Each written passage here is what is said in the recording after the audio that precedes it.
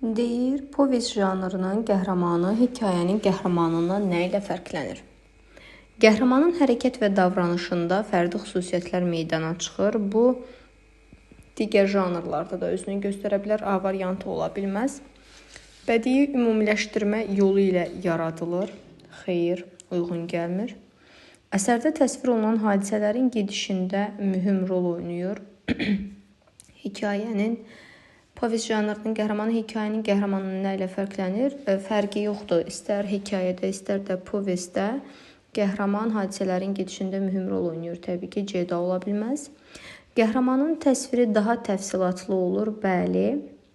Hətta belə yazım bura, hekayə, hekayədən sonra povest, povestdən də sonra roman.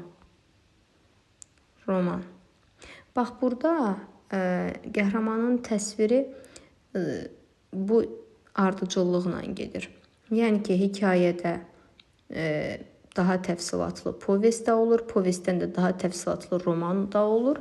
Çünki bunların həcm etibarı ilə böyüklüyü də əsas rol oynayır. Doğru cavab D variantı olacaq. Yeni də oxuyaq. Qəhrəmanın mənəvi xüsusiyyətləri haqqında müəyyən dərəcədə məlumat verilir. Bu, digər janrlarda da özünü göstərir. Doğru cavab D variantı olacaq. 22-yə baxaq. Vaqif, Pəri qoşması, Zakir, Badisəba, mənim dərdi dilimi. Deməli, baxırıq testimizə. Qadının gözəlliyin tərənnümü önə çəkilir. Bəli, Vaqifdə var, doğrudur. Bizdən uyğun fikirlər istəyir. Lirik qəhrəman bütün qəlbi ilə sevən aşiqdir. Bu, Pəri qoşmasında tək deyir. Çünki Badisəbada da sevən qəhrəman obrazı var. 2-ni ona görə çıxacağıq. Subyektiv hisslərin tərənnümü əsasında yaradılmışdır. Bəli, hər ikisində biz bunu görməkdəyik. Süni gözəllikdən uzaq durmağa çağırışı var. Bu tərəfdə olmalıydı. Yəni, Vaqifə aiddir. Ona görə 4 səhvdir. El-obanın rəğbəti bəslədiyi bir qıza həsr olunub. Bu, Pəriyə aiddir. 5 də səhvdir ona görə. Sevən aşiqin kədəri qabarıq təqdim edilir. Bəli. 1, 3, 6 doğru cavabdır. 22-də də olacaq. Doğru cavab B variantı. Keçirəm digər testə. 23-ə baxırıq. Açıq tipli sualdır. Rəsul Rızanın Qızılgül olmayaydı poemasının müşfiq obrazı ilə bağlı yanlış fikirləri müəyyən edin deyir. Uşaq təbiətli insan kimi təqdim olunur. Bəli, doğrudur. Bu şəkildə təqdim olunur. Düz fikirdir. Rəqiblərinə qarşı hər zaman yumuşaq davranır. Xeyr, hər zaman fikri burada yanlışdır. Bəzən isə adi bir söz onun əsəbinə toxunurdu. 2 səhv fikirdir. Eşitdiyi sözlərdən tez təsirlənir. Bəli, var burada. Əsərimizdə qeyd olunub məhz. Müşfiqin bu xarakteri ilə bağlı fikirlər. Xoş münasibətə tez aldanandır. Bəli, bu da var. Heç vaxt təmkinini pozmur fikri isə yanlışdır. Bəzən adi bir söz onu əsəbləşdirir və ona reaksiya verir. Doğru cavab olacaq 2, 5.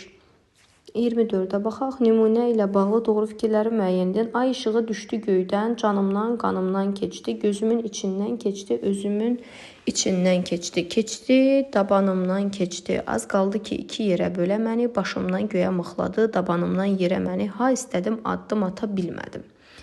Əsərə baxdığımız zaman biz görürük ki, bu sərbəst şeirə vəznində yazılıbdır. Çarpaz qafiyələnmə üstünlük təşkil edir. Xeyr, çarpaz qafiyələnmə görmürük. Gördüyümüz kimi burada keçdi, hamısı həm qafiyədir.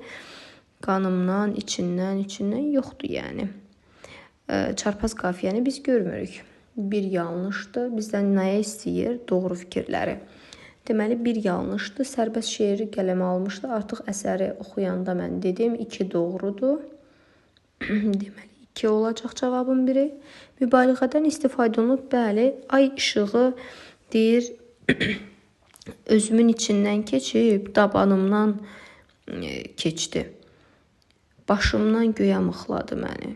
Yəni, bu konkret olaraq mübaliğədir də. 3 də doğru fikirdir. Heca vəzninin təsiri hiss olunur. Bəli, biz demişik ki, sərbəst şeirlə heca vəznin bir-birinə bənzərliyi var, təsiri var. 4 də düzdür. Metafordan istifadə olunub. Ay işığının dabanından yerə mıxlaması metafordur. Bəli, insana məxsus olan əlamətlər təbiət üzərinə köçürülüb. 5də doğrudur.